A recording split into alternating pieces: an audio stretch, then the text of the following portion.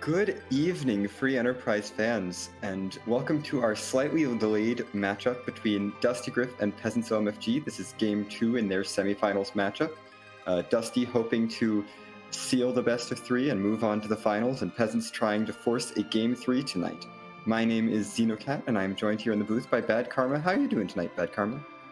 I am excited. I'm ready for this match to get underway. We have two excellent runners in, the number 1 seed Dustygriff, PeasantsOMFG, putting a lot of work into this tournament. Has been playing outstanding, and look at these objectives that we've got to deal with. Our standard 3 of finding the 4 fiends as summer moods. Valvalis' swimsuit season, Kanatsu's catching waves. Somebody. Yep, Rubicon's firing up the grill, and Mylon is lie down in the dirt, because even though we don't usually associate lying down in the dirt with summer, I think lying down in the dirt is a mood. I definitely would agree with you, especially with this year that we've been having. Yeah. I'm just a little confused on how we're going to lie down in the dirt, though. That's what's really tripped me up. I can get the other 3 within Free Enterprise. That's lie down in the dirt is let each of your party members take a nap for a bit in a random battle on the overworld. See, but how is that going to get completed? Because I think that's going to be a game over, Xenocat. You don't have to do them all simultaneously. I see. They can take turns. This is why you're better than me at this game. I would have done all the other 4 objectives. Speaking of people who are better than me at this game, Dusty and Peasants have been doing just putting on amazing shows throughout this tournament. Dusty going 6-0 in Swiss, tearing through this bracket to get to this point. Peasants going 5-1 in Swiss, and also putting an amazing show. Oh my goodness, I am very excited to see these 2 race. But speaking of our real objectives, because they are on the screen, we'd have to find a Dark Elf somewhere, and we have to get an Edward. What do you make of those? I am really hoping that they end up in the Giant and make it hard required. Beat that Dark Elf in the CPU spot just to reveal the Edward. Let's go. I'm all for it. It's only happened a few times in this event, and it's been a while, so we definitely would like to see it. As usual, though, we do have our other 3 objectives of, have Coco forge the Legend Sword. Fortunately, you're not going to get an X-Scout with that. You're going to just get Mino Coco saying, nope, can't have it. We're going to have to complete Cave Magnus, hear some harp music, and trade away the pigtail. Yeah, those 3 are all the standard objectives. There are objectives in every Lali-Ho match, excuse me. And goodness, I am excited to see... I would say I'm excited to see Dark Elf here, because we have, especially with this Cecil start, if we can get a Holy Sword for him, Dark Elf is going to have a bad day. I believe he had a bad day in our runner's previous match, if I recall correctly. They started off with that Excalibur that's added to the key item pool because of objective number 1. And they didn't find Cecil until later on in the seed, but definitely we're happy when he showed up. Yeah, Cecil can do some big work, and finding Cecil was definitely a bit of a deciding factor in their last race, so we will see if... we'll see how this race turns out now that they're given the Cecil for free at the start. Yeah, I know both runners, a lot of runners in the community like seeing the Cecil early. It's going to really prioritize Mount Ordeals as we are getting underway here soon. We'll see who's going to be joining this Dark Knight Cecil.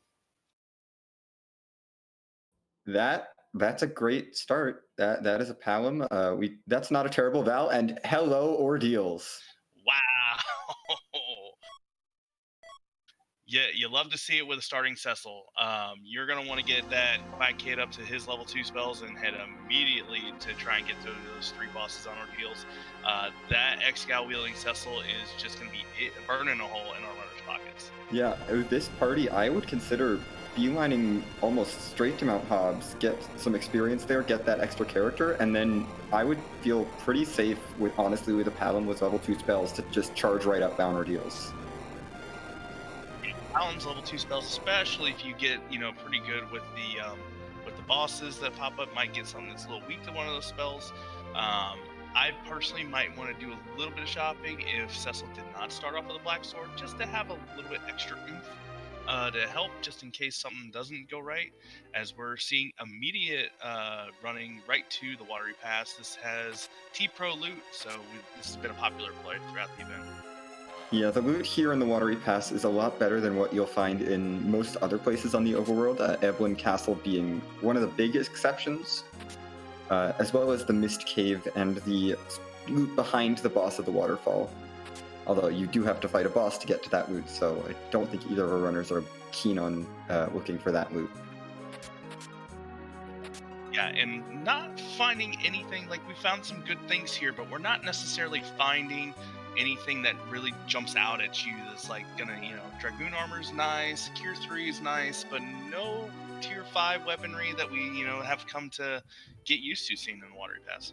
Yep, and nothing great yet for Palom either, so I would say that the looting is not so much for these characters as it is for the other characters that we might find later in the seed.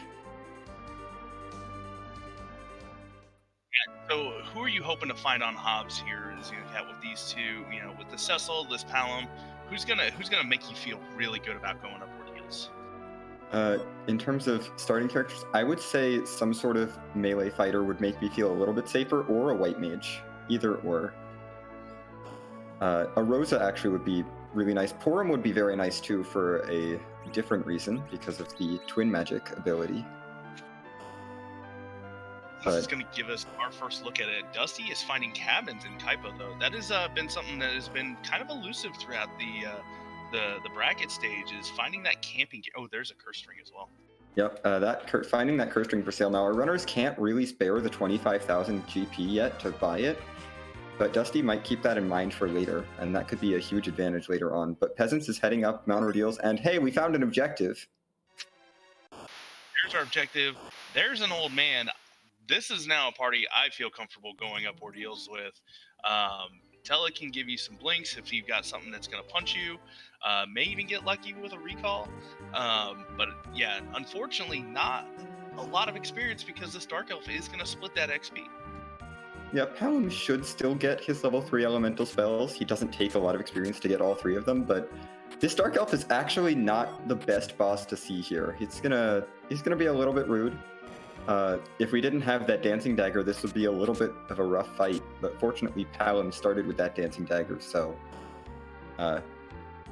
he's going to be carrying the early part of the seed, and as chat's pointing out, unfortunately, no Holy Sword versus Dark Elf today. As we just saw, Dusty did find a Black Sword, though, so Dusty's Cecil is going to do a little bit more damage against this Dark Elf. Other than Peasants did. Yeah, that looks like their Cecil started with just a Shadow Sword. So that Black Sword will be a huge upgrade for Dusty. But considering the Dancing Dagger is the main source of damage for Peasants here, I don't think it'll save too much time, at least in this Mount Hobbs fight. Dusty is going to be right on his tail, is going to be finding that objective, and we are 4 minutes in, and we have objective number 4 lit up on the board for PeasantsOMFG. Going to be looting the west side of Hobbs. I like this play. This is another one of those little spots that do have a little bit higher chance for loot on the T-Pro flag set, especially with this Tella. You can just exit right out, so not surprised to see Peasants pop over here. Yep, the Mute Dagger is very nice. I would say that would be a great stat stick for Palom if the other chest hadn't been a Change Rod, which is basically the same, except it doesn't have the mage killing ability. But it will be very nice if we find, say, an Edge later on. And it does look like Peasants is going to be putting off Mount Ordeals just a little bit to go check Antlion. I don't hate this, you're right here, and free Curse Ring, no need to buy the one in the Kaipo shop. Just loot Antlion. Yeah, just loot Antlion. We know a lot of runners who, don't like to do a whole lot of looting. Antlion is usually not high on the list. I like to grab at least a couple of the early chests, depending on how early I come in here myself. And Peasants is showing one of the reasons why. There is a good chance for good Tier 5 looting here, and getting one of the bigger items with that Curse String. Yeah, Curse String only Tier 4, but that Samurai Armor is also very nice. Question chat from Lord Goober. That was the wonderful Scala Kitty, who was our restreamer tonight, who rolled this seed. Also, do want to give a shout out to Aizen Tayama for doing the tracking. We can't do this out here. Xenocat and I are up here just talking about what our runners are doing, but they are making us look and sound good, and keeping us straight with all the information. So please give some love to the restreamer and the tracker as well. Yeah, we could not put on this show without them. Peasants is now heading into the bottom of the Antlion Cave, where we find a Sparkle. It's a Blarg. Good spot to find him. As you can see, and not seeing the immediate reset here. The agility here, as Lee's going to get 1-star Veil up.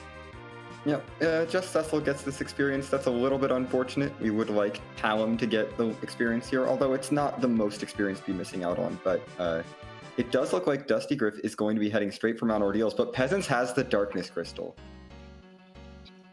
That is a good find. That's a gated character, so that could be a Fusoya. That could be an edge that would make the climb up Mount Ordeals a lot easier. As Dustygriff still looting, found a longsword. That's going to be interesting if we do find an edge. We found a mute knife and a longsword. Yeah. Chad also pointing out that could be an Edward, which would not be power for the party, but would be an objective. That's where Peasants is heading. Following objectives, doing character checks, has the boss hunt already taken care of, so we will see who's up on the moon here shortly, as Dustygriff is going to try and get through this ordeal as fast as possible, about to take on the first fight.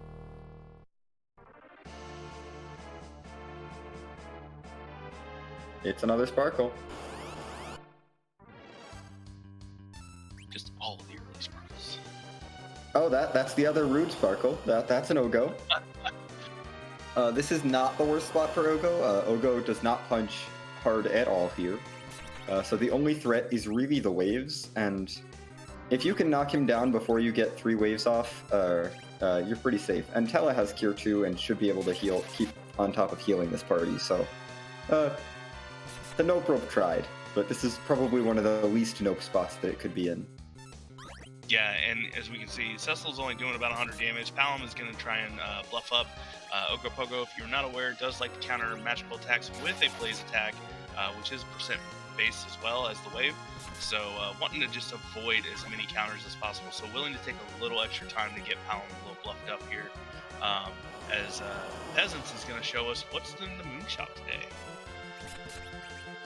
Yeah, these percentage-based attacks that Ogopogo is using are perfectly safe as long as you have your party healed up enough. Although it looks like Dusty is choosing to use a Star Veil here to avoid the percentage-based attacks and bounce some spells, because reflected spells do not trigger counterattacks.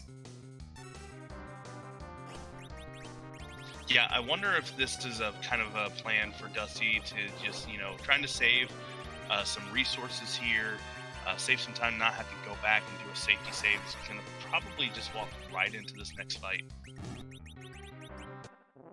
Yep, and I did not catch what item was in the Moonshop, if there was anything spectacular, but that is just a Yang on the Lunar Dais. Great character to get early on this flag set, since he needs levels to get good, and we don't have any slingshot experience, so the more experience you get on him, the better, but not the huge power infusion that I think Peasants was hoping for. Yeah, and Dusty proved me wrong. Looks like he went back, did the cabin, gonna do the save. And to your point with Yang, with the way our money situation is in the bracket flags, as you've been noticing as our runners have been looting, they're getting 0 GP as they find treasures that would normally have money. That's because those items would sell for 0 GP. So even the nice items that we do find that can sell for quite a bit, our runners are getting 0. So they do have to manage their money pretty well. Having Yang, who just needs levels to get up to his punchiness, is really helpful if you want to, focus on 1 or 2 party members. Yeah, and I do believe Peasants does have a Poison Claw in his inventory, which will give him a little bit of extra power.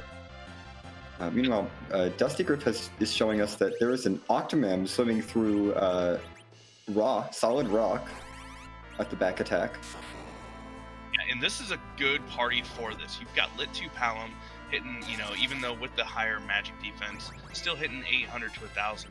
But also Octomam is weak to dark, and this Cecil is rocking a black sword, so gonna be doing a little bit extra damage as well.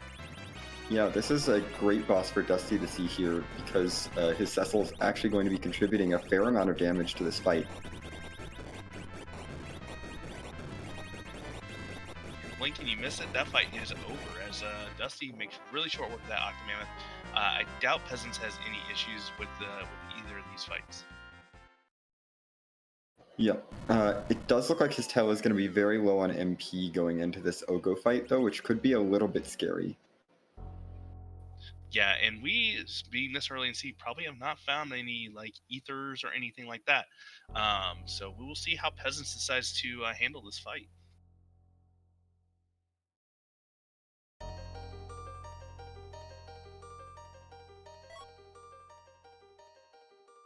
But meanwhile, Dusty has shown us the hook on Mount Ordeals, so hey, there's underground access. That's the whole seed open once we get through the hook route. Yeah, wide open seat early on. This is one of the things that, you know, as a runner myself, I'm not very good with. You have too many options here, and ooh, there's a Rubicane. Is that leg or is that elements? That is the elements fight. These elements are about to have a pretty bad day. Oh, no, didn't set the weakness to Holy yet, so gonna trigger the Ruby phase, but Ice 2 should handle this phase quite quickly.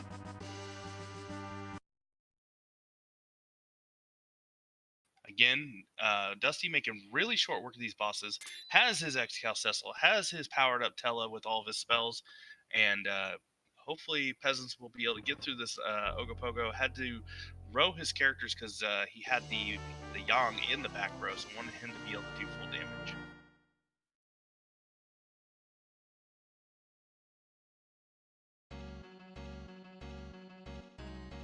Yeah, and good guy KDP, and you were asking about the Darkness Crystal. I think is getting that Tella on Hobbs and having that X-Cal as the starting item really incentivized Dusty to head up Ordeals. Yeah. We will probably be back to Antlion here shortly, but getting this Cecil swinging that Holy Sword, ooh, and Peasants takes a reset there. Yeah, unfortunately swapped the weapon after bluffing all those times, swapped to the Change Rod, and unfortunately swapping Palom's weapon resets all of the stacks from that bluff, so all those bluff stacks went away, and Palom did only 400 damage with that Fire 2, and the Blaze counter was just too much. Now Peasants knows what he's got up against him. Probably going to get the party healed up here and be ready to go for round 2.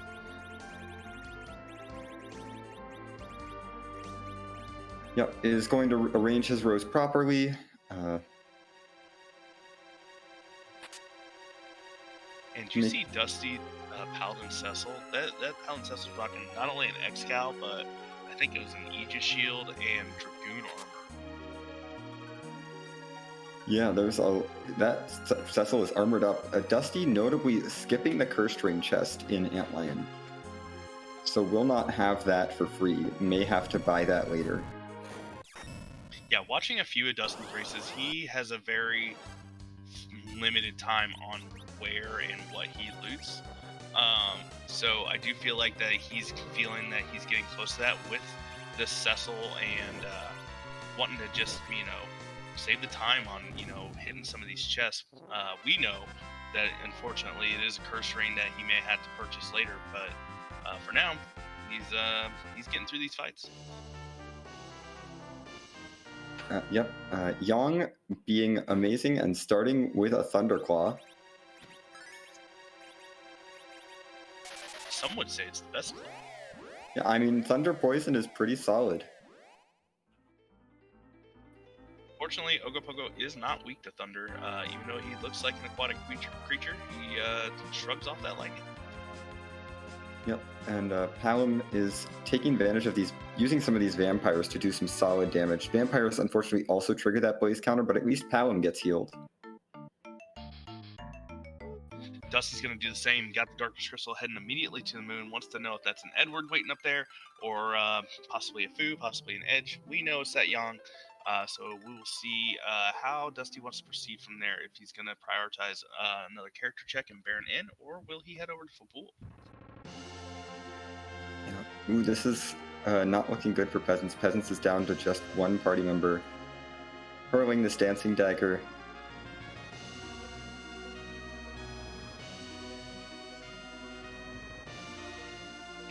percent-based attacks really getting to Peasants here.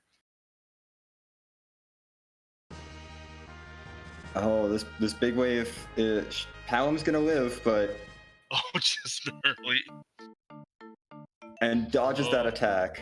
He's been dodging too. I don't know what Palom is wearing in that back row, but he has been dodging his left and right.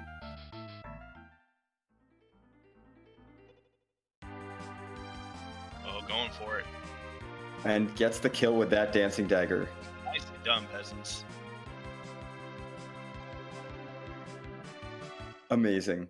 Unfortunately, I don't think we have any camping gear, so this is gonna get real interesting. Yeah, that Thunderclaw Yongno is going to help with this Octomammoth that's coming up. So Peasants doesn't know it yet, but he's got a fight that his party should be able to handle with ease here shortly. Yeah, this fight should be a little bit easier to deal with than that Ogo fight. Although this spot's a little punchy. And down goes Cecil. Sorry, Cecil.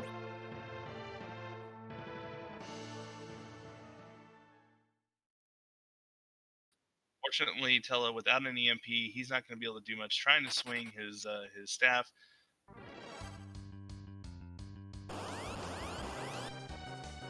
Yeah, and this spot has some magic defense, so is taking less damage from that dancing dagger than I think Peasants would like. But meanwhile, Dustygriff has found Kainazo over invading Fabul. I guess Baron wasn't enough for Kainazo. Kainazo needs to take over Fabul now. I mean, I like to think of it as somebody just kicked him out of the throne and said, "Hey, you go attack Fabul." I guess that could work.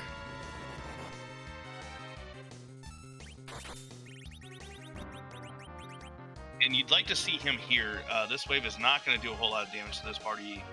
We have a hook in our inventory, so very possible that Kainazo could be hanging out in that hook route. But instead, we just get him in full defense. Not sure how much life is left on this Octomammoth, but this Palom.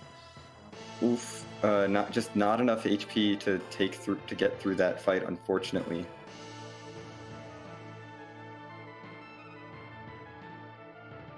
Does have the save though.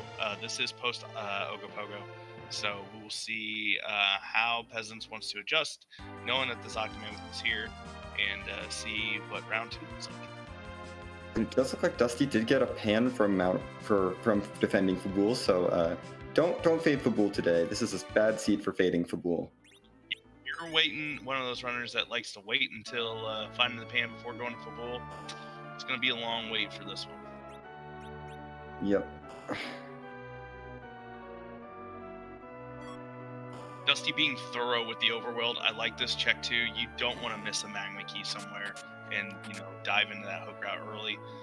So getting these character checks done. Unfortunately, that's another Palom. We don't have allowed dupes here in the bracket stage, so gonna just be still sitting with 4 party members after going through here. Yep. No 5th party member yet for this hook route that's coming up, although there is another character check in Cave Eblin.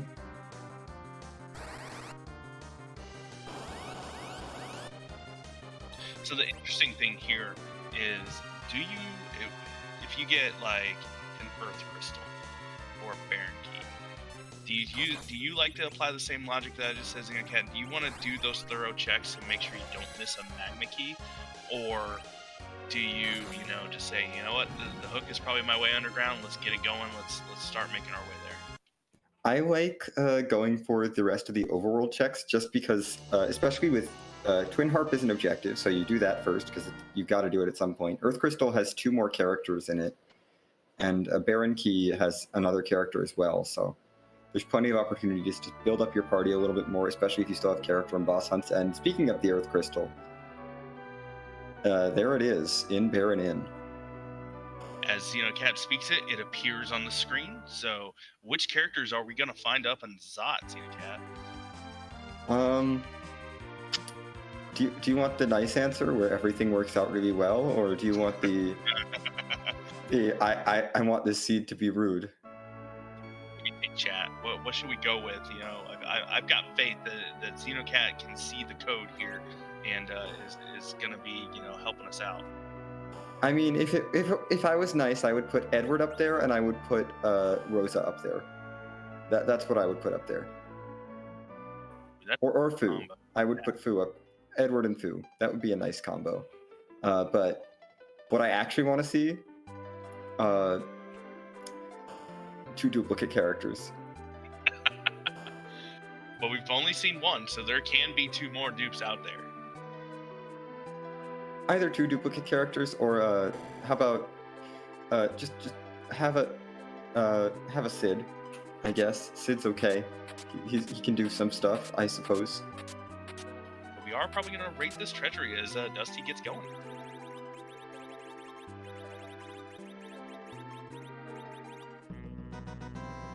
Rate that treasury!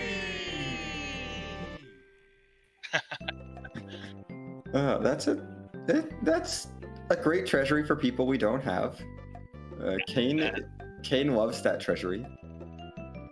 Yep, get your smug out of 10 in the chat there. There was a couple of spears. That was a ninja hat. All the things that Kane loves are in that treasury. Yep. In the meantime, though, Peasants has made it through Octomam. Hooray! Yeah, for the battle speed to just get some of those legs knocked out, get the punchiness down, and walking right in here into the closet. Gonna agree with this elements fight. And Paladin Cecil, fully powered up Tella. Peasants will be on his way here, probably right on the heels of Dustygriff. Yep. Is a little bit behind at this point, just from not having done Fabul and Baron in, and having taken those wipes on Mount Ordeals, but does have a curse ring in the inventory already, which could speed up some fights later on, although Dusty does know where one can be purchased. Yeah, and I would assume too that Dusty's probably not going to do a whole lot of looting after getting the treasury, so whatever money that he's got or he's going to earn, he barely has enough for that curse ring now, so probably not on his mind yet, but hopefully will be eventually.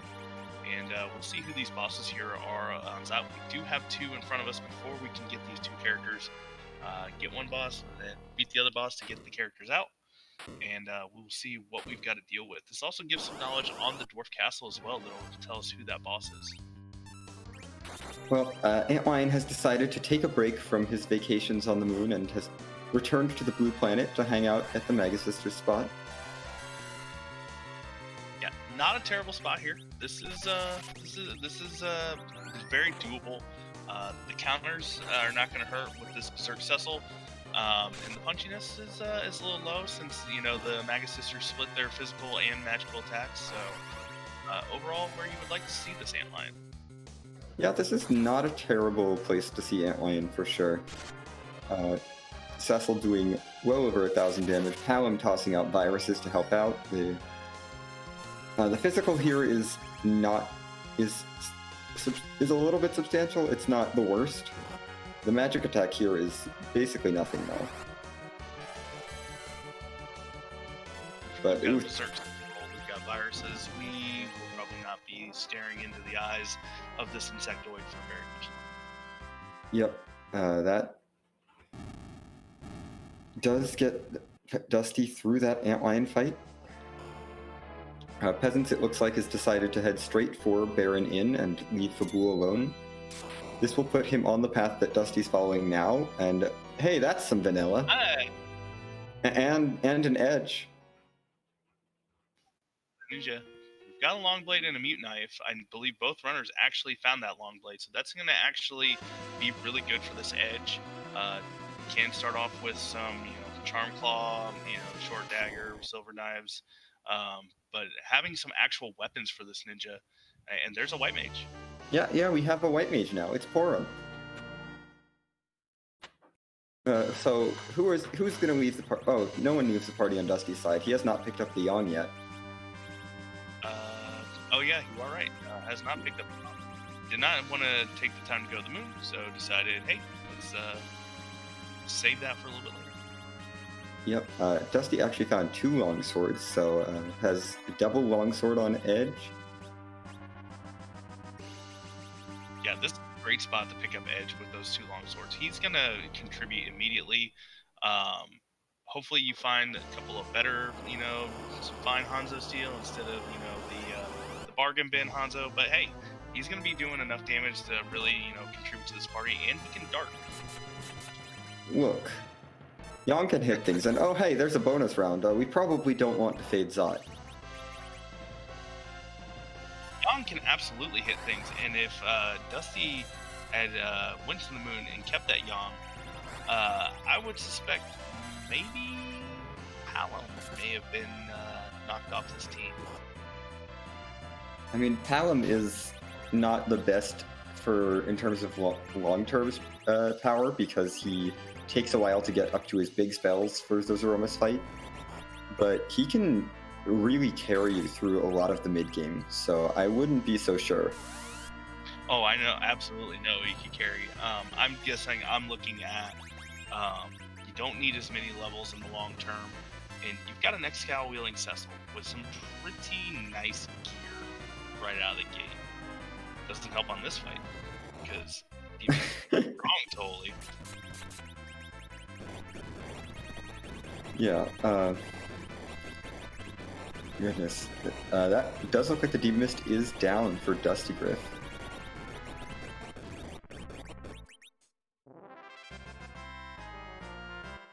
And Peasants is through Baron and has the Earth Crystal, is, I think, gearing up to follow in Dusty's path here up the Tower of Zot, is notably down a Pan from Fabul. Yeah, and depending on what shows up here out of this Demus and out of this Zot reward, hopefully Peasants will make it over to Fabul before doing the hook route so that he can have the Pan as soon as he gets down there.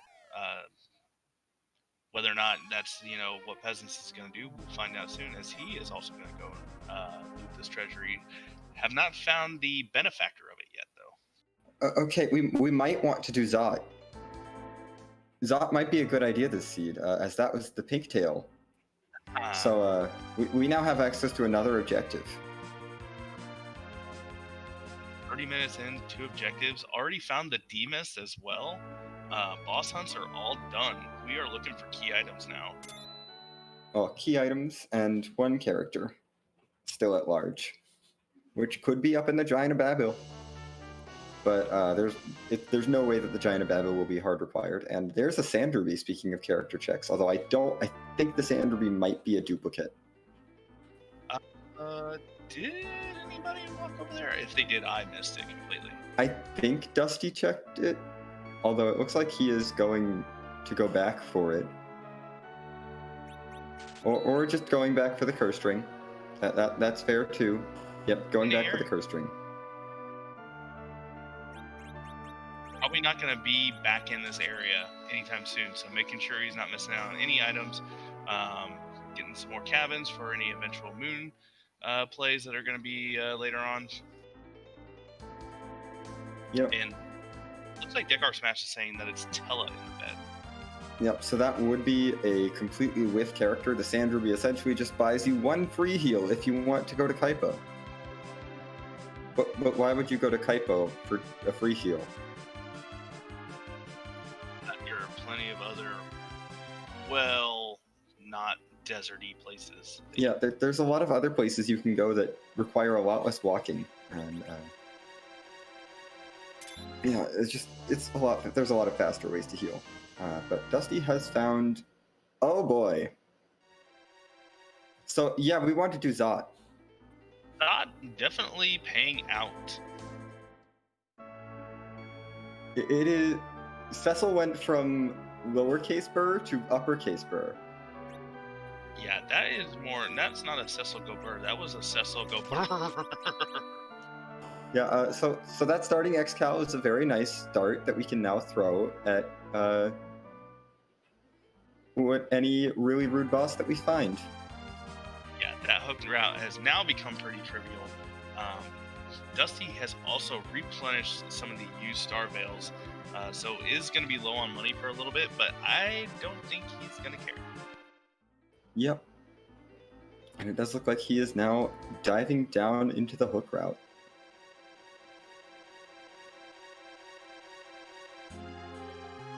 meanwhile, is working through this antlion, staring into the eyes, gonna, get the Cecil going, swinging hard with that X-Cow. Yep, this antlion is going kind of fast, I think, because Yang has a curse ring on, and this spot is normally very slow. But does get through with everyone up. Palom gets Virus online. Also, hi, Sirens. There were Sirens in Ebwin. You look for them everywhere, hope to find them. Dusty just spent all of his money, though, on Starveils and a couple other items that I missed because he's just mini so fast. So he is flying through. It's just going to have to make a mental note. That's where the Sirens were. One thing I will point out is that the Sirens and Hourglasses in that shot present an interesting bit of divergence that Peasants could take. As we see another duplicate. This is, I believe, our third duplicate already in the hook route. So yeah, all 3 duplicates off the table now. Our runners not being punished for not coming here earlier. Just going to have to deal with the characters that we find. I believe we have Dwarf Castle, Baron, and the Giant left in the package. Yep, just those 4 character checks. And Peasants has a decision to make. Who is going to go? It's Yang. Bye, Yang. Just punched his last punch.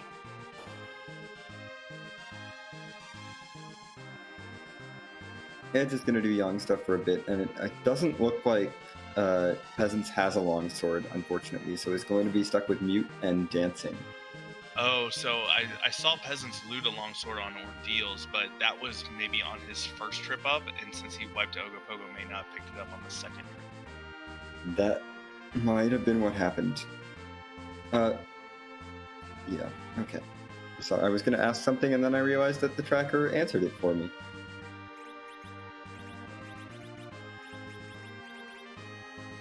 I will say I am hoping for Edward to be at the package. That would be amazing. Or Giant, but probably package.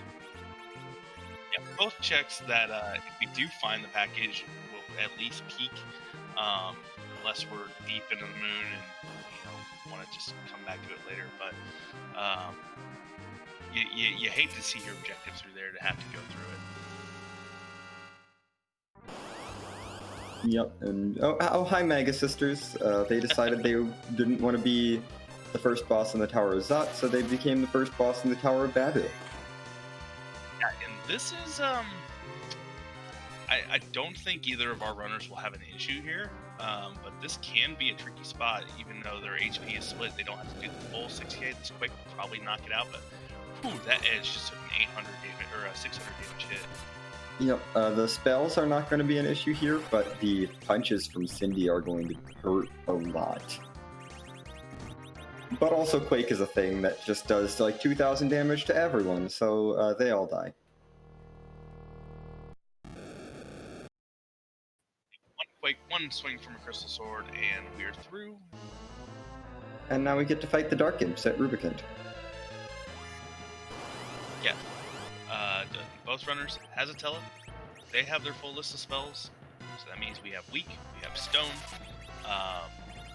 Probably found an Hourglass somewhere. I mean, they were for sale in the Ebwin shop. You did think that, but Dusty didn't have any money, so I just assumed that he didn't buy anything.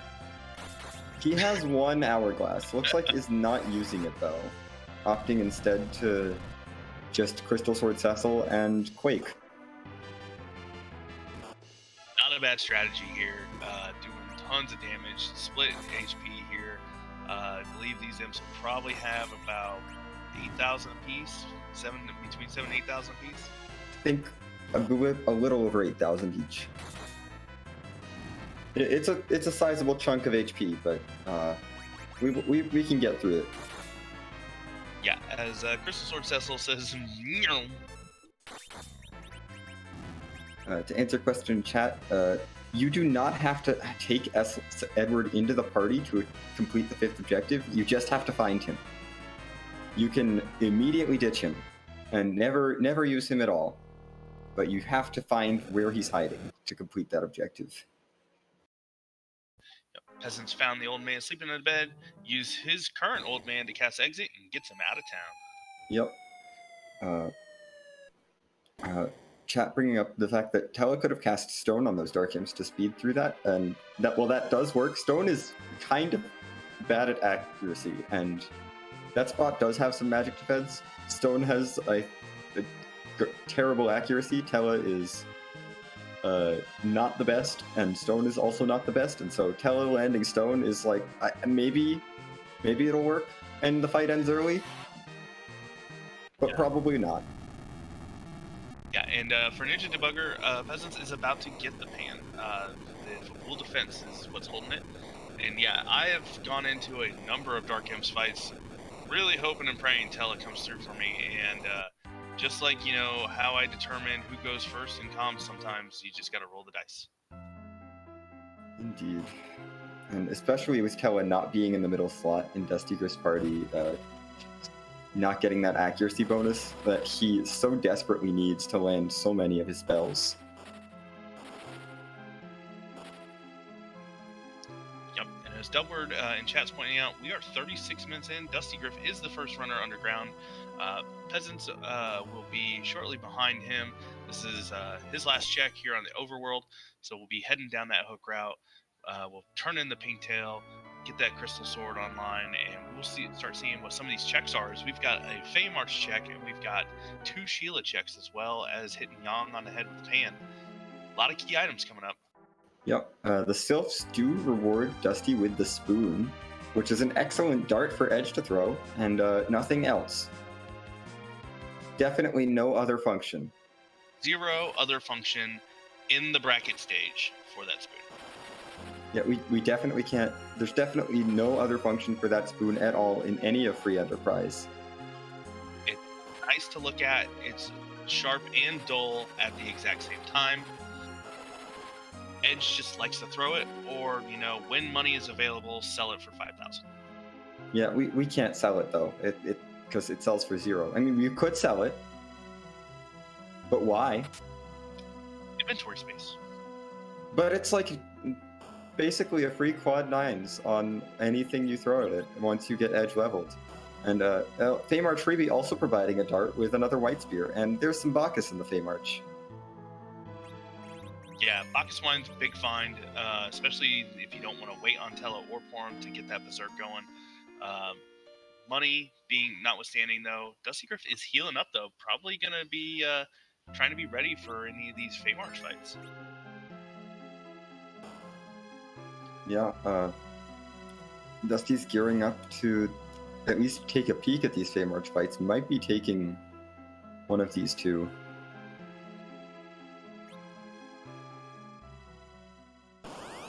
And there's 2 kings here in the Feymarch.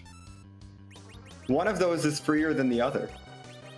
The red one, right? That's the one he should have taken. I'm pretty sure Dusty misclicked and should have taken the red king. I don't think we can do the red one with this party. With a certain someone who we know is in the seed, that could change. No. Yang would have been really nice. No, not Yang. I can't think of anything else. We got Crystal Sword. Cecil, can't he just burr through Odin? No, Odin has too many hit points. I am stumped, cat. There's a cheeky strategy that we can employ if we find that Edward to get through that Odin, as Odin has a special script kill, where if on the on the sword raise before the 3rd Odin attack, where he comes out and does the big attack that does a lot of damage to your whole party, you can hit him with any sort of lightning spell at all. That can be a Thor Rage, anything at all, and it will instantly end the fight. And Edward can hide from all of the other Odin attacks and all of the physical attacks, and as long as you throw up a blink on him and hide him away, he can get through. Kane can also do this by timing jumps to get over the Xantexicans, and if you have enough HP, which I think some characters might get that much HP in not too much time, you can also tear through that Odin. But Dusty has found another objective in the Twin Harp at the free boss in the Feymarch. Yeah, and not sure if you saw, Peasants is heading in the moon. Probably gonna has everything he needs to do some gold dragons. So probably wants to just get this party up and going to just breeze through. If you were gonna do that, ZDCat, would you be tempted to maybe go peek some of these moon fights? Considering we've seen a lot of root bosses off the table. We know Golbez is not there. We know Wyvern. We know Ogopogo, Kanatsu are not in the moon. I would be very tempted. Honestly, I would not be surprised if Peasants doesn't go underground at all at this point and just does a full moon clear before touching the underground. Yeah, we know he really won't be punished for that. That is just a duplicate Cecil sitting in the hook route, and some Dark Imps and the Magus sisters. So not gonna be too terrible if he can skip that. Yeah, if Peasants can find, for example, both halves of Forge and a key item that leads to Edward up here, that would actually put him ahead, despite Dusty having the Twin Harp from the underground. You gotta think at some point Peasants is gonna hit the underground, because even if he has to Forge, he's gotta get down there. So he does have to get down there at some point. Could find a Magma Key up here that'll speed him along and allow him to skip walking through Cave Eblin. But there's, let's say, a Baron Key or a package. Even if Peasants decides, you know what, I'm going to go to the Giant to check for this character before heading underground. Yeah, and we haven't seen who's here in Cave Value yet either. If that's another, we still have a good number of new bosses. We have, the Baron guards. While they could be punchy, we have an Hourglass. The Kaipo guards even as well will be pretty free. That was 15 levels for somebody. Yeah, Porum got a lot of levels. But that's the Quake Kid already up to Warp. Porum is up to almost, I think, getting close to Cure 3 level. Definitely saw Berserk and Blink. But Dusty is going to be giving us music very soon, and ooh, that is spicy. Hold on. That is a spicy Cave Value boss. But we should be quiet while Dusty gives us our wonderful harp tunes. But do you go save before checking that blue robe, just in case it is gone? Think about that while we listen to the tunes.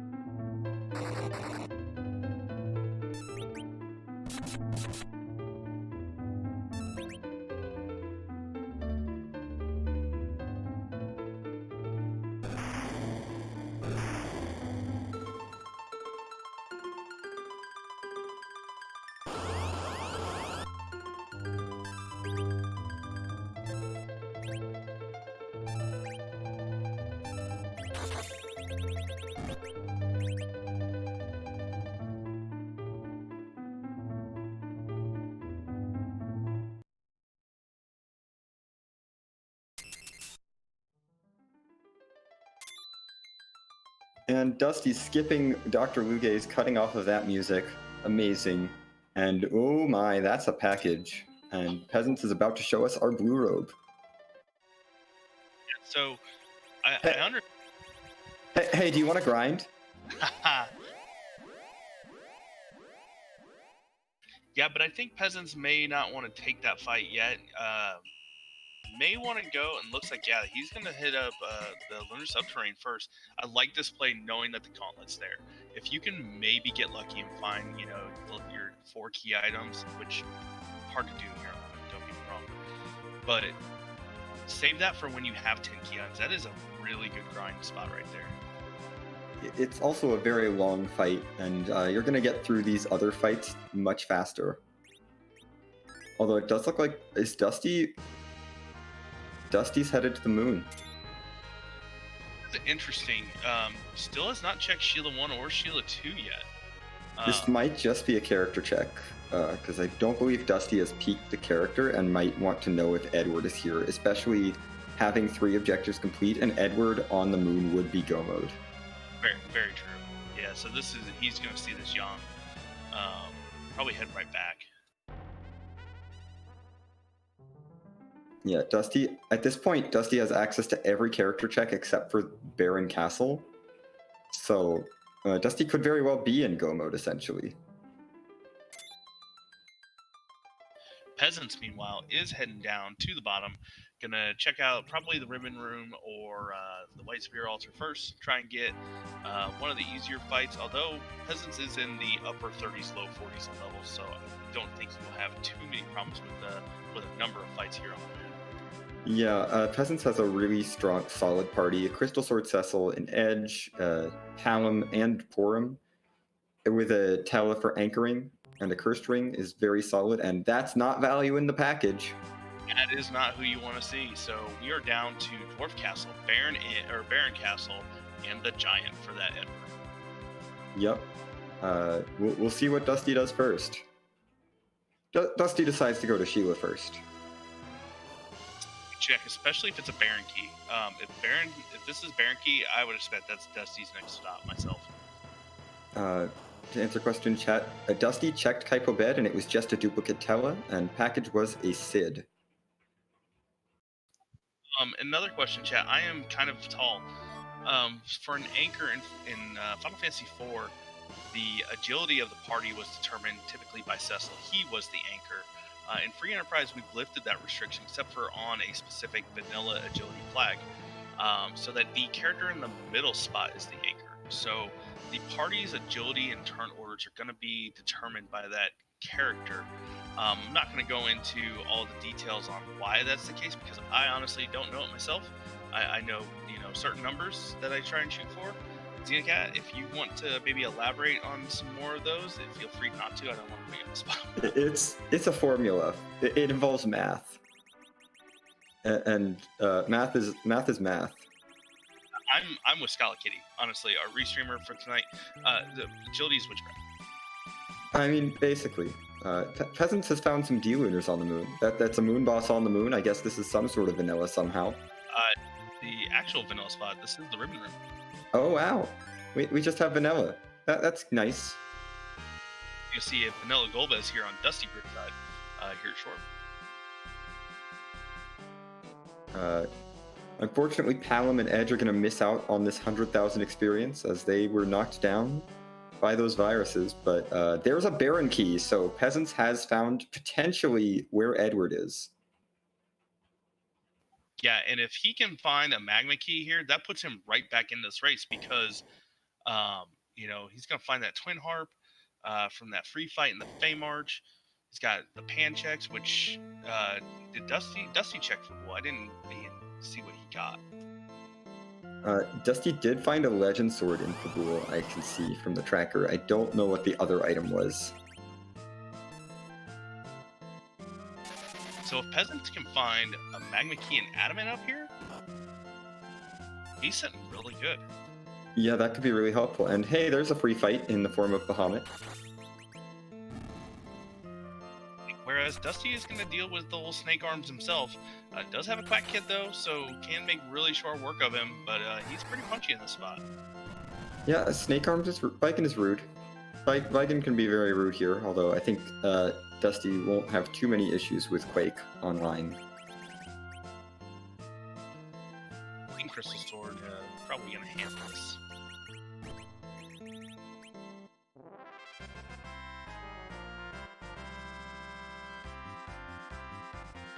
Bahamut's countdown is getting pretty low. See if this Crystal Sword can close the deal here. And yep. This spot does not have the best HP, so Bahamut doesn't stand a chance to Cecil swinging for about 6,000 between every 6,000 to 7,000, and that is a pass. That's nice. Not the goal. Also, more vanilla in Dwarf Castle. Wow. So, Edward is either behind this Baron key or in the Giant. That's interesting. You know, if you're Dusty, do you keep doing checks or do you go to the moon? That's... Oof. I mean, I consider the Giant very strongly at this point. Because that is, especially with, if this gives some key item that isn't the Adamant and isn't a very fast check, like if this gives a Magma key or a Luca key, I would consider it. Yeah, because you could just go and... Because you could just go and do the Giant and get double experience and be amazing, and oh hi, Evil Wallet Ogopogo. Oof. Even with a very well-armored Cecil, that was still a quarter of his health that was just knocked out there. This is a spot you kind of wish you had a Moonveil. Yeah. Yeah, this is... You want... I mean, we do have 2 Blink casters. That's a thing. That's helpful.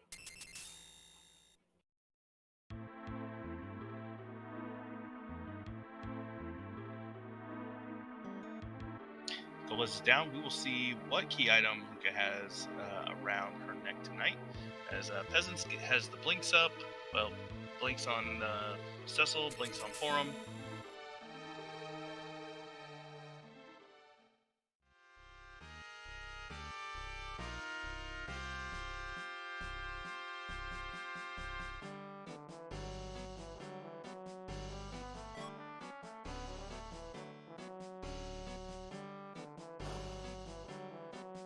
And that was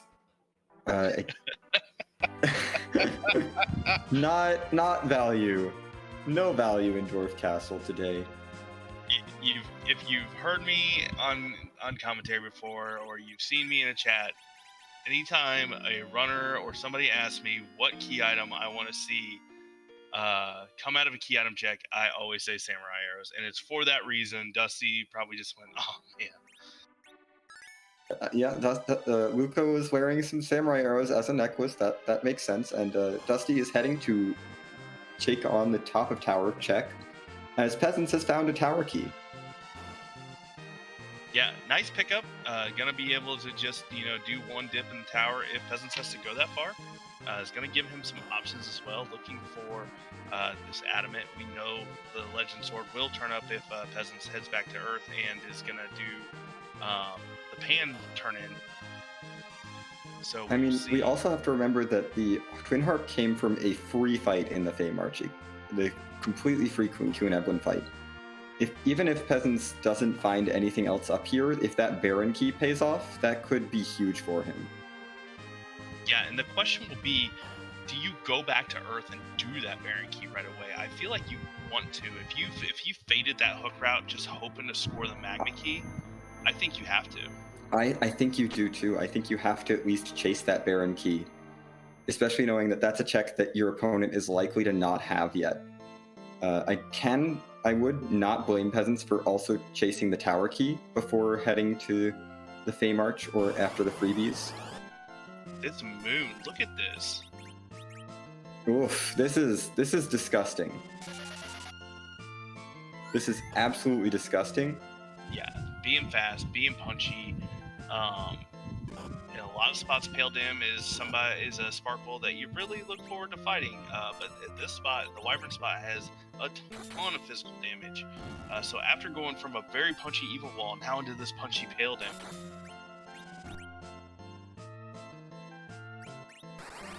Yep, gonna get the Berserk up to start buffering turns as soon as possible. Cecil has something Dragoon equipped, so he's fine. Yeah, gonna get through this fight just on the back of Crystal Sword Berserk Cecil. Yep, using Image with Edge to cast a Self-Blink. It's a very nice little ability. Yep, not something you've seen. It is that's some good heads-up knowledge by Peasants, though, showing that off to get Edge blinked up. Unfortunately, Forum taking a hit there as she was going to blink herself. There's a Luca key, though, at the top of the tower. Yeah, that is a 10th key item for Dusty. So Dusty will now be getting double experience, which could be very nice for him. But it is another thing to chase. I think that's 11 again. Oh, is it? I count 10.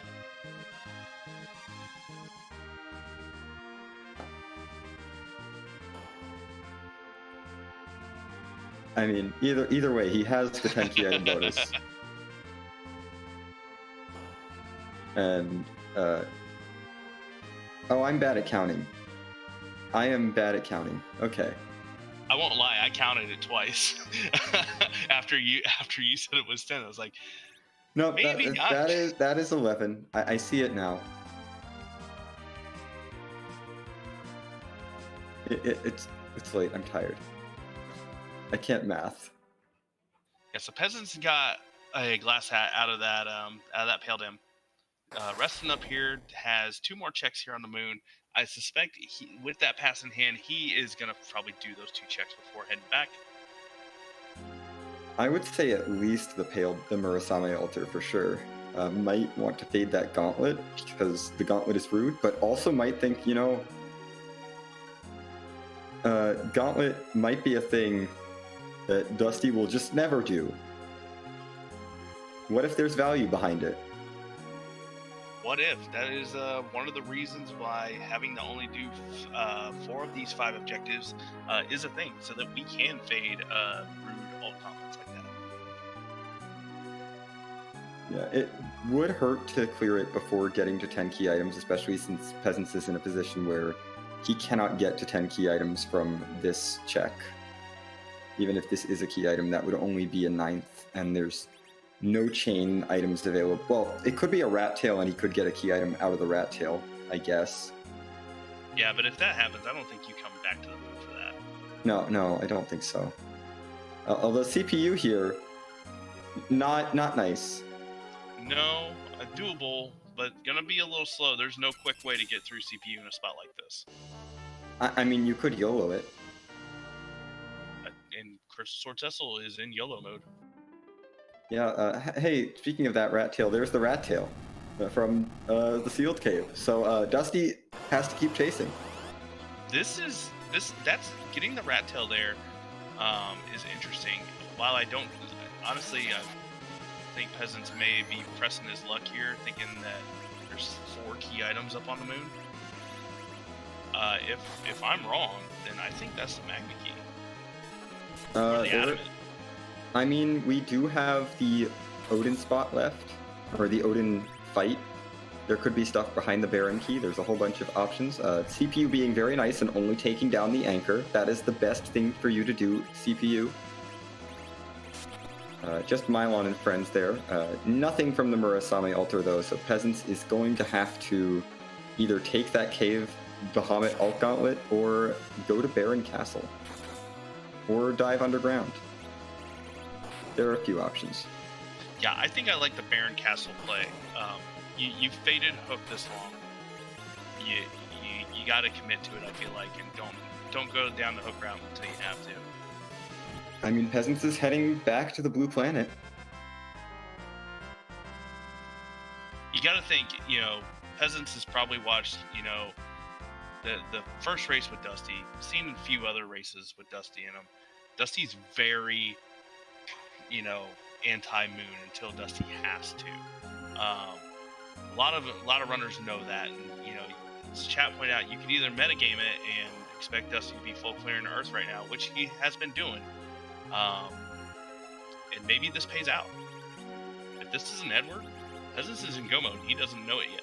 Yeah, Peasants is in a very fast spiral to go mode as soon as he gets down to that Fey March and checks those bosses, and he does not.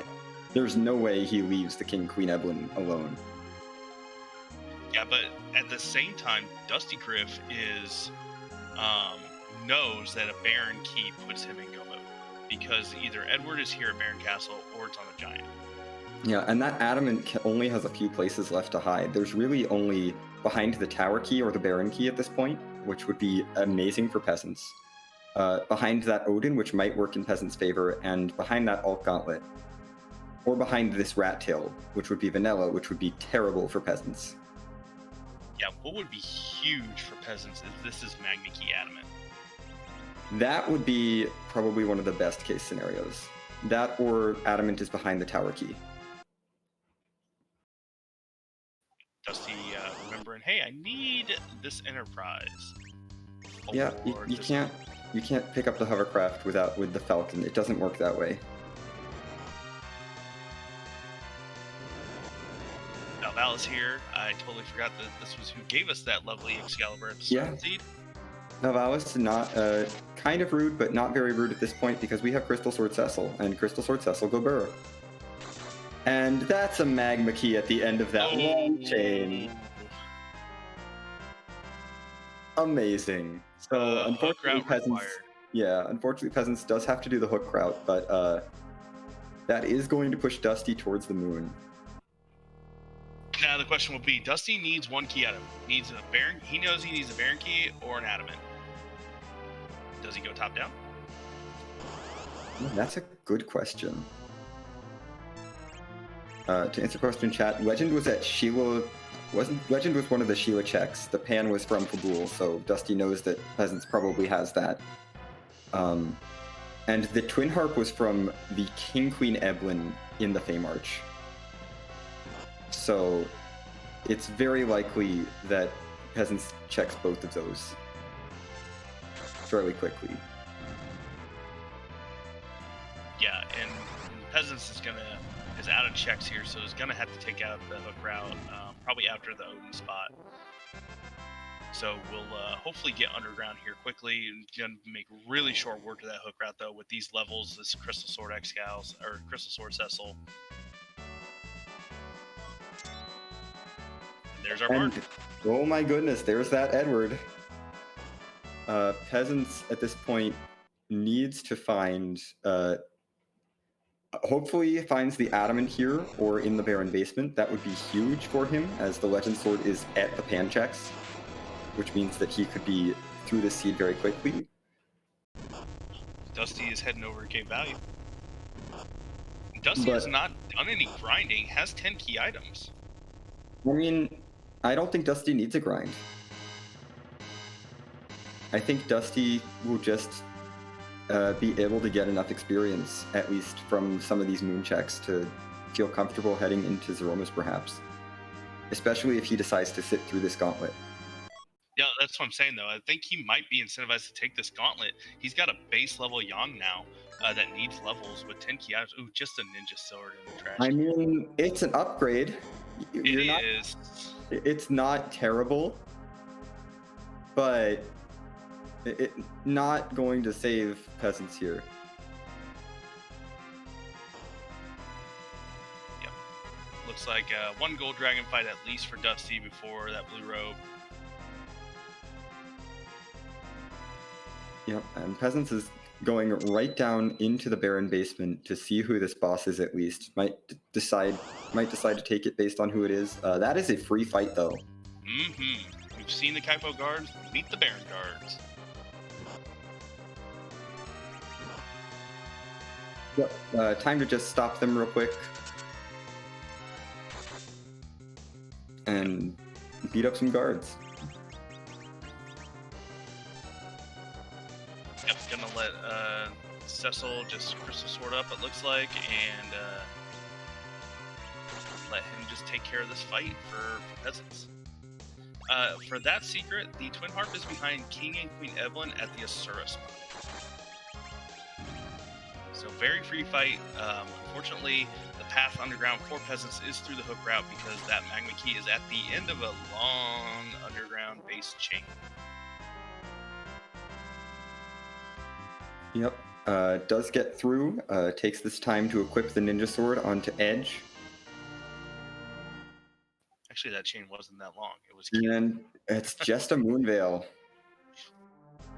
No value here. Other than the bard. Yep. So at this point, Peasants' path to go mode is underground, has to get through this hook route, which won't be too terribly long, I think, with his setup.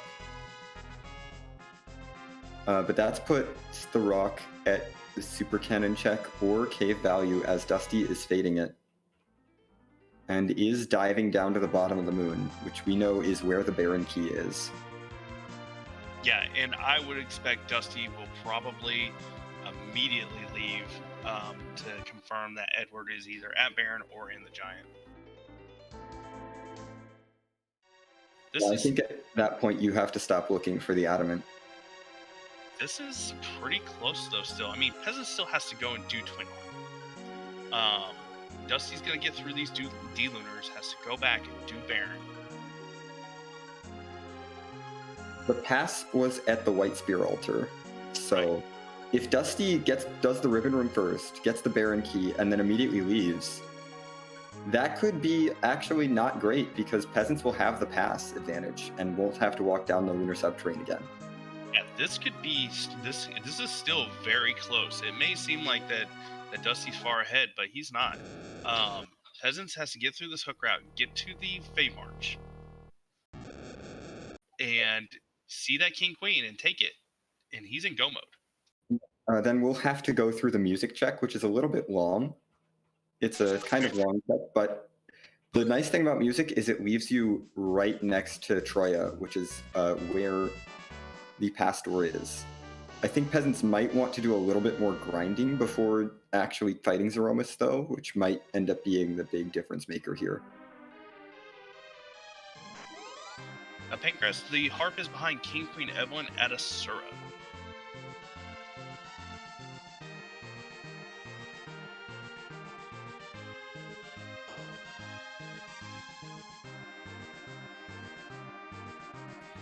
So berserking up this Crystal Sword Cecil is going to do quad 9s against these undead dragons. Gonna get the Baron key. Yep, just tearing through these D-Lunars. Not having a slightly faster fight by throwing some darts with edge. And the viruses aren't able to take Cecil down here. Unless they both focus Cecil, and then, sorry Cecil. The D-Lunars knew who the threat was. Yeah, Boardface was like, listen, Dusty, you're playing real good here. We're going to have to slow you down a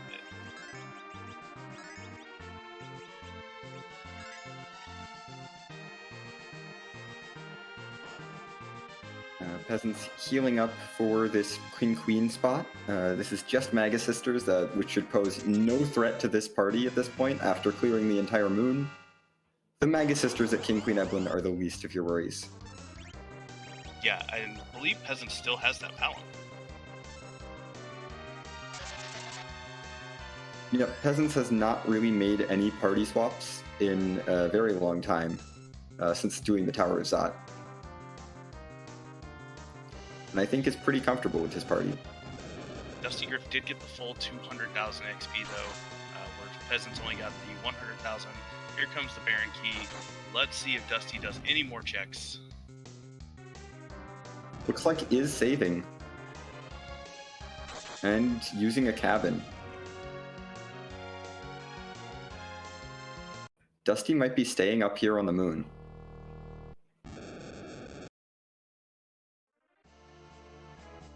That's going to benefit him if he's going to peek this White Spear. Yeah, this... Oh, no, he is just leaving a save end, leaving now. We know that this is what he needs to do for go mode, but it might cost him a little bit of time in terms of leaving behind the pass. And unfortunately, even though Peasants is very likely to find his go mode very soon, I don't think... I think the length of time that it will take to get through this Dark Imps fight, through the King Queen fight in the Fey March, and then through the Twin Harp sequence is a little bit too much compared to Dusty's getting through Baron Castle. Yeah, and having to do the rewalk. So the Walk of the Moon is probably roughly, I think, around the same time as the Twin Harp check. So Peasants has to finish this fight here, get through King Queen, roughly around the time Dusty finishes Baron. Yeah, I would say even a little bit before Dusty finishes Baron. I think the moonwalk is not actually as long as the Cave Magnus check. Like, Peasants has to be in Cave Magnus. And unfortunately, Peasants has that pan sitting in his inventory. He's had it for a long time now. So probably thinking, gonna hit underground, gonna go bonk Yang. And the question will be, does Peasants check Fabul for Sheila 1 and Sheila 2, or does he do Feymarch first? Yeah, I think the one thing that could save him is if he decides to do Tower, tears through the Kaipo guards really quickly, gets an Adamant out of the super cannon, and then does the Sheila checks. I think that might be one way he could be saved by this, because he did get that Tower key from the moon and might be incentivized to check that. But there's only 2 places for the Adamant. It's either in... Well, 3 places. There's Tower, Super Cannon Room, the Odin at Leviathan, and the Alt Gauntlet at Cave Value. But Peasants is going straight for Feymarch. We know in the booth this is the right play. Yeah, this is at least the most direct path to go mode. For sure.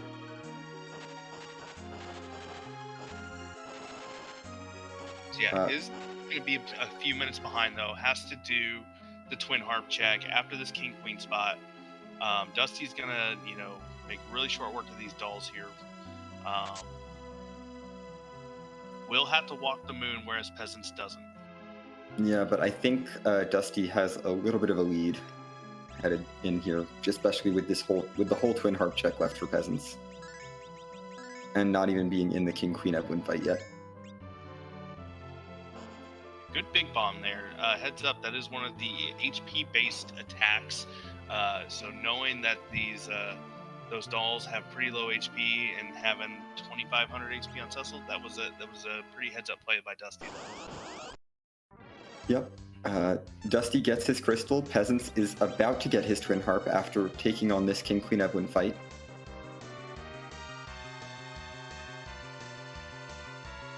Is going to berserk Cecil. That might speed this up depending on the anchoring situation.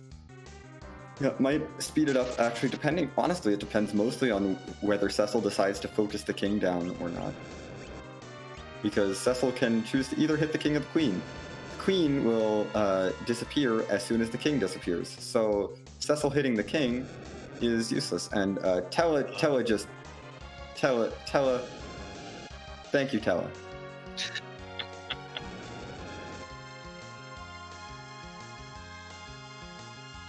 We all appreciate that, Tella. You're trying. Not sure if that Tella has the curse ring on or not, but... I believe he does. So it's understandable, but yeah, Peasants not actually getting to Zerk Cecil. The King and Queen of Evelyn are becoming conscious, but meanwhile Dusty has the crystal and is heading straight for the moon.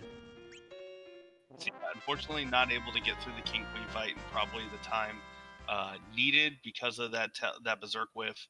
So Dusty's probably going to have to wipe in this Aromas fight for Peasants to have a chance. Yeah, unfortunately I think that's what's going to have to happen. And I think a lot of that just comes back to those nasty ordeals wipes on Peasant's side.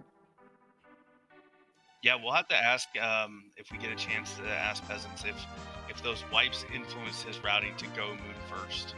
Yeah, because I think other than those, I think the time difference might be as little as those wipes. I would agree.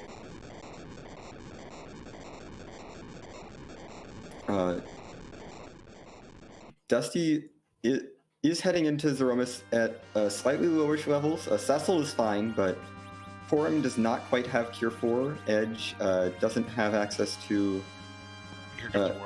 all the HP, but he has enough. Yang has enough. It looks like we are getting set up for a little bit of a grind, though. Yeah, I saw him go equip Edge, and I forgot that he got the Ninja Sword. I thought he was going to throw like a Mute Knife on, but no. Nope, we are doing Warlocks. Has some Mute Bells that'll hopefully try to get Porum at least up to Cure 4, I would think. While this is going to go pretty quickly, though, this is going to help Peasants catch up. Oh, but chat's pointing out Porum is also at 46 on Peasants. Yeah, and Peasants doesn't have that Yang, instead has Palin, who also kind of needs levels.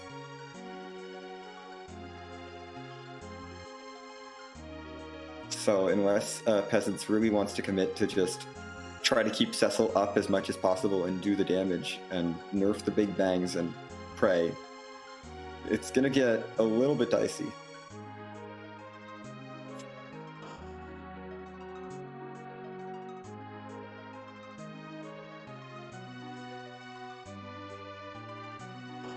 And that's Cure 4 for Dusty's Porum. Gets enough levels. Has a Z ready party now. Oh, Looks like is doing one more for safety. That Porum, while she has a really nice magic defense kind of growth, 1500 HP is not a lot. Yeah, she needs a little more HP maybe. But Peasants gets through this Dark Elf cutscene just a little bit faster than the Dark Elf would naturally. Is now heading into the Twin Harp cutscene. But to answer a question from chat, Peasants might pull off 1200 strats. It would be very difficult though without buying a bunch of Star Veils and Cure items. And money's a little tight, so we will see what he does.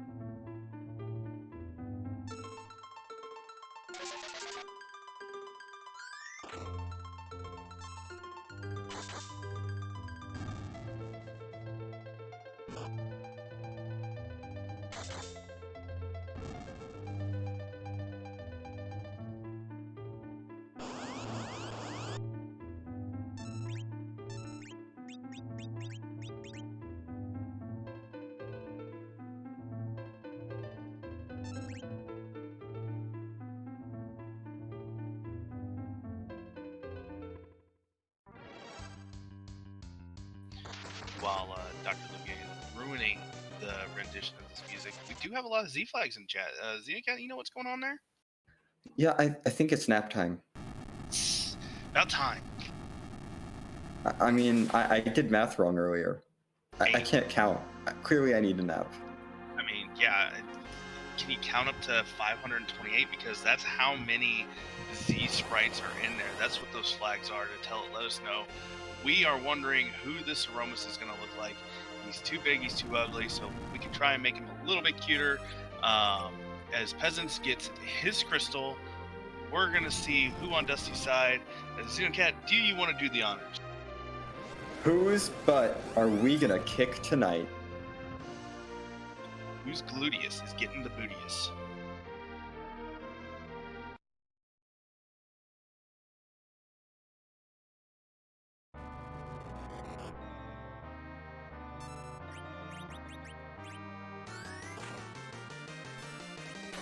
It's Eisenmus.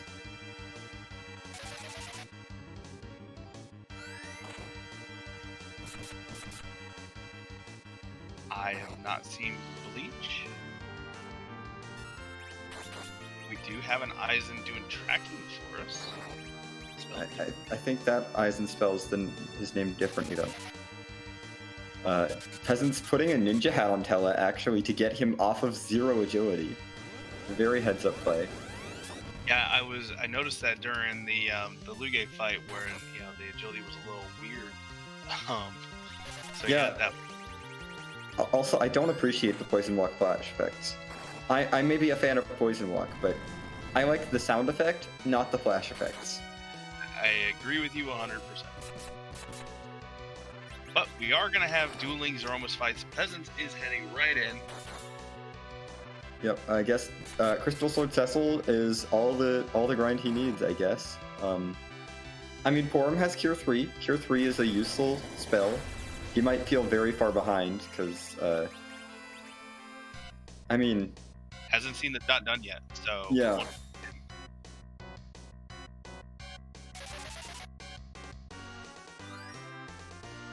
First big bang out. Nothing to scoff at. Properly nerfed by Dusty with the, I believe, Silk Web. Yep, that's another advantage that Dusty has. I don't believe Peasants has a Silk Web in his inventory.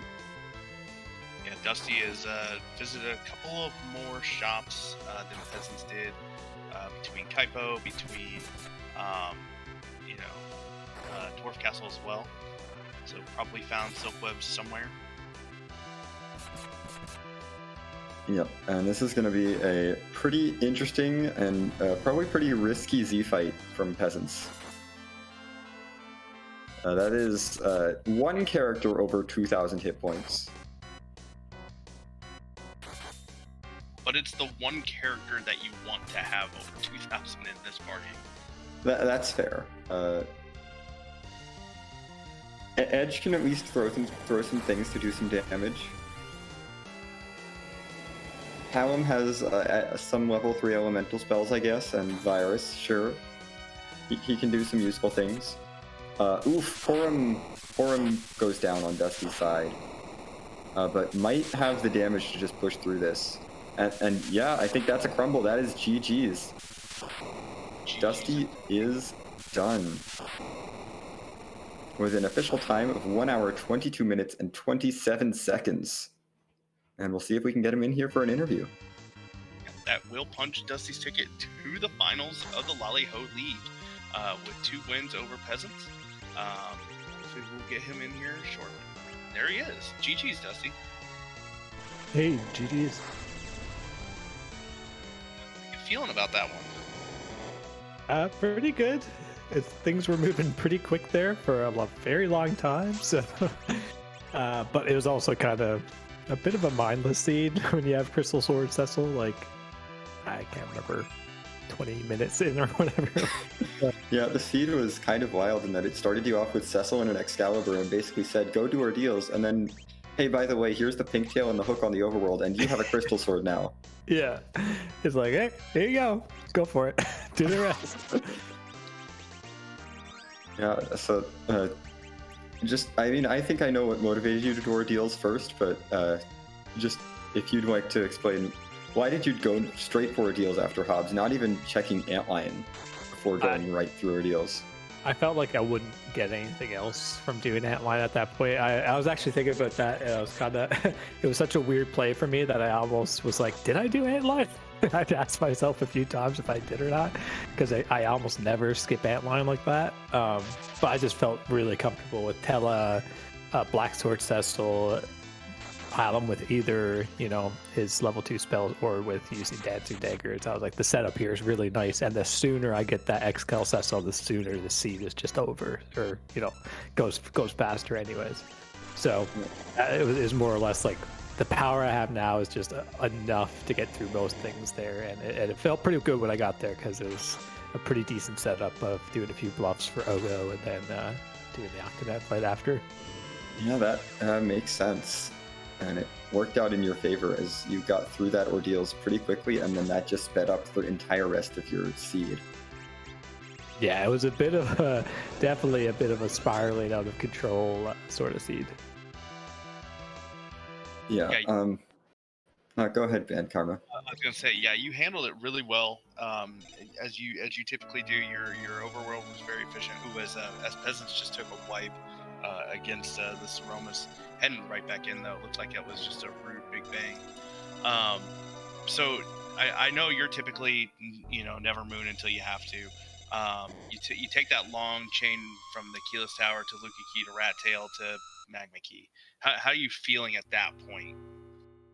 I didn't feel too terrible. It felt like a weird commitment to go through all that stuff to be sure, but I needed levels, and I think I was already at 10 kiohms then, so that wasn't very helpful. But it wasn't too bad because things just went so fast. If it was like, you know, the fights that I had to go through were slogs and that took a long time, it would have felt worse. But I had felt that I had played the overworld and my path to the underworld well enough that it wouldn't have mattered that much. So I don't mind taking chains like that from time to time if the rest of my play makes up for it. The problem with that is that I have like no leeway for the rest of the seed, and apparently so with how tight this one is looking. So Yeah, it ended up coming down to the fact that you went right for the correct altar on the moon, and that is what really got you into the Zormus fight first, was not touching any of the rest of that moon. Because Peasants full cleared the moon before going underground. Yeah, other than the alt gauntlet.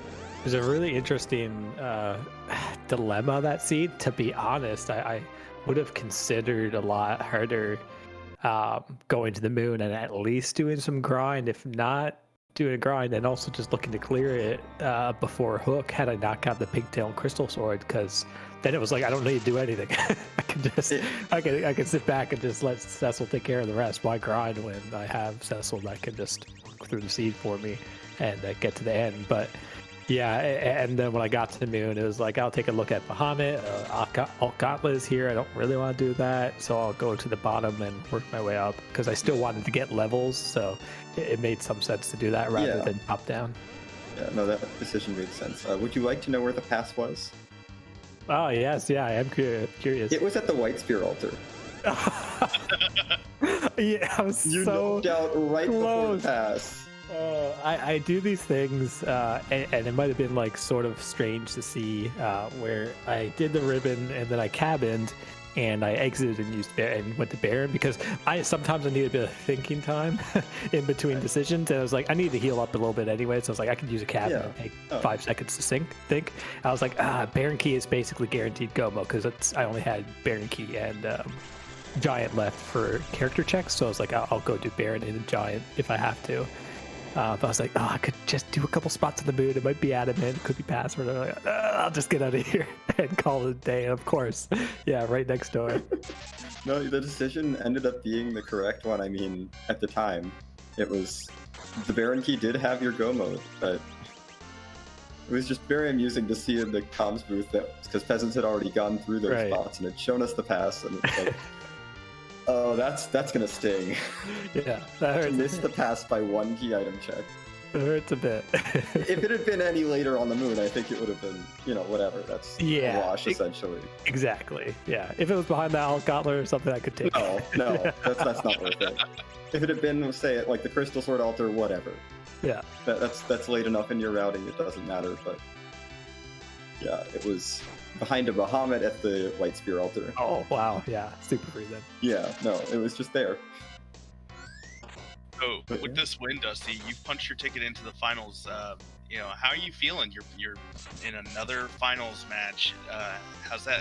What's going through your head right now? Somewhat. I've said it before, somewhat surprised. I mean, I feel pretty good about how I've played this tournament, and I think I've gotten lucky at times, but I think my execution has been pretty good. But I know it's again either Dia or Pancras, which I'm not winning. That's not something to look that forward to either way.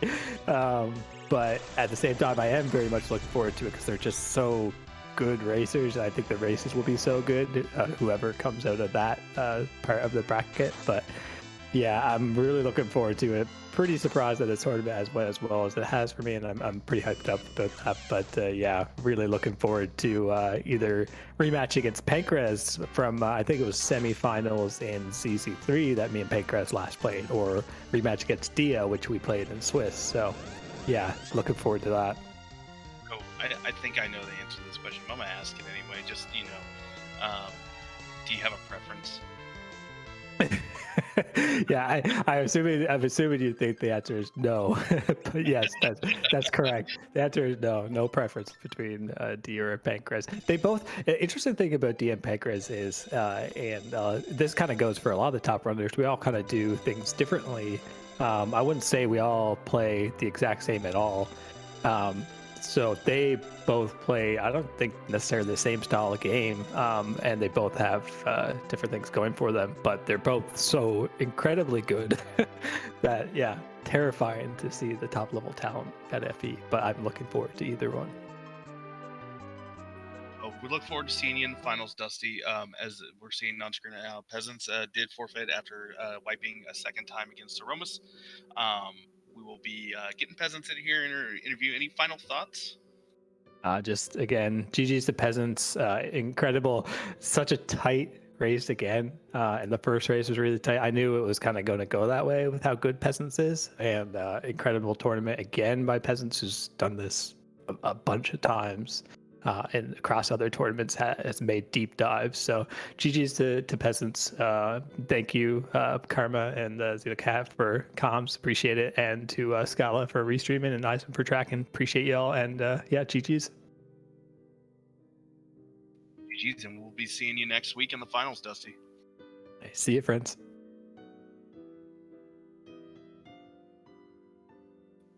And that was our first place winner, Dustygriff. We will be getting Peasants in here for an interview very shortly. Get your GG's in chat for both. And we are joined by Peasants. GG's. Hello. Hey. Hello. GG's on that pretty well run race, other than the one thing. What's But the one thing? I would say the ordeals. Yeah, I also would say the ordeal. That ordeals wipe was just the heartbreak in those wipes, both to the Ogo and the. I think you took one to Octomam as well, and it was just. I think I took 2 to Octomam. Oh, it was just heartbreaking, and especially since this ended up coming down to such a close finish at the end. If you had been able to put through that Z fight, it was. Without those wipes, you even with the routing that you did through the moon, it ended up being. You ended up finding value up there, finding the pass, which Dusty never found, completing the same objectives that Dusty did, just in a slightly different order, and really, you ended up skipping a lot of other checks that Dusty sank time into, like the Sheila checks, the Dwarf Castle check, the Keyless Tower into Sealed Cave, into Rat Tail Turn-In, that led to the Magma Key. Yeah, and it was a lot of stuff I didn't do. But you found the 4 objectives, and you managed to skip a whole bunch of the seed, and it just, unfortunately, that little bit of time loss early on in the seed, I think, played into how that rest of the seed played out for you, unfortunately. Yeah, the ordeals was bad to the extent where I couldn't do a regular route at all, like, and not against Dusty. It was at the point where I was like, I need to go moon, or I just auto lose by however much time I spent on ordeals. So I needed to do something. I wish it paid off slightly more, like one of the an adamant or a legend. I mean, there, or Twin Hump. The adamant did end up being behind the tower key if you had gone there. Yeah, so doing tower into Sheila would have gotten you go mode as well. So that would have been faster than Twin Harp. That would have probably been faster than Twin Harp, but at that point it was so close, and yeah, I think it's still an air either way. Yeah, I think when you were getting underground, Dusty was, I think, getting the crystal as you were getting into King Queen Eblin. Right. Okay. So I think you ran this really well, and you pulled. I mean, you got through the moon really well. The moon fights were really well done. I was blessed with a crystal sword Cecil. I wasn't particularly too stressed about the moon. I wish I don't know, maybe if Hook, I could wish for Hook to be a little bit more difficult, but then it didn't really matter because crystal sword Cecil. So I got actually angry. Like when I turned to pink tail, I got crystal sword. I was like, I can't catch up. There's no way I can catch up at this point. Like it's. Oh yeah, that's unfortunate. I mean, it always sucks to be the person who gets to the crystal sword second. Yeah, it's just always a really bad feeling. So my question for you peasants is: Did those wipes on ordeals push you towards the moon? Was that that decision, thinking you're going up against Dusty, who's typically not going to the moon? Was that the gamble Yeah, play? absolutely.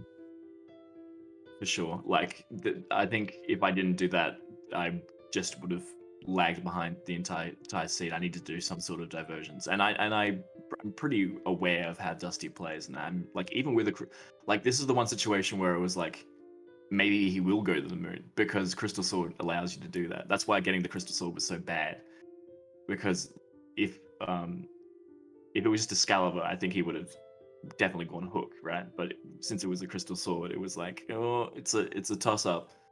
But I did what I was pretty sure he was not gonna do.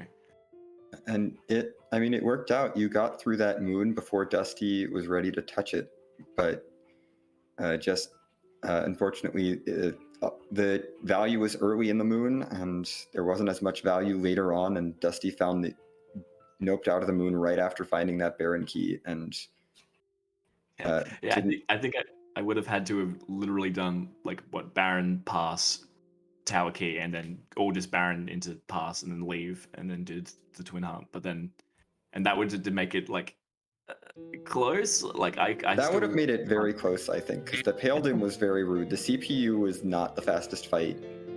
There were some ruder fights later in that moon, and that could have definitely made up that time.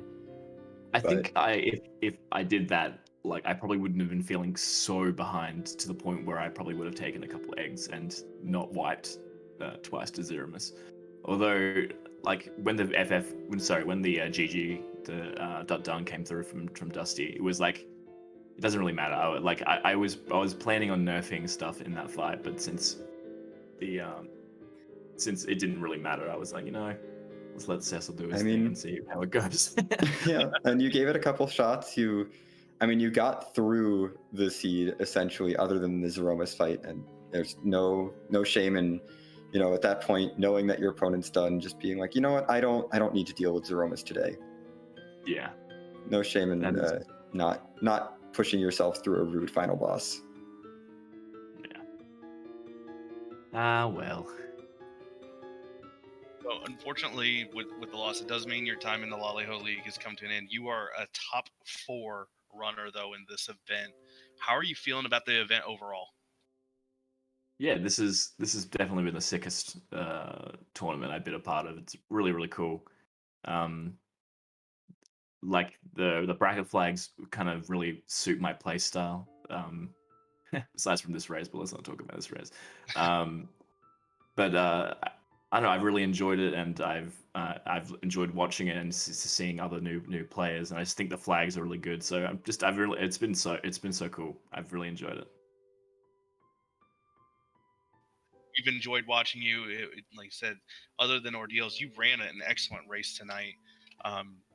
Really should hopefully feel proud about this finish. Like I said, top 4, for somebody like me who didn't even get out of Swiss, it's been really great to see all the high caliber runners that we've gotten, yourself included. So really pat yourself on the back. I look forward to seeing you in more events here in the future.